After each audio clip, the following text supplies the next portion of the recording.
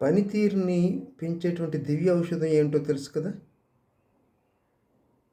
పనితీరుని పెంచేటువంటి దివ్య ఔషధం ఏమిటి అంటే గాఢ నిద్ర.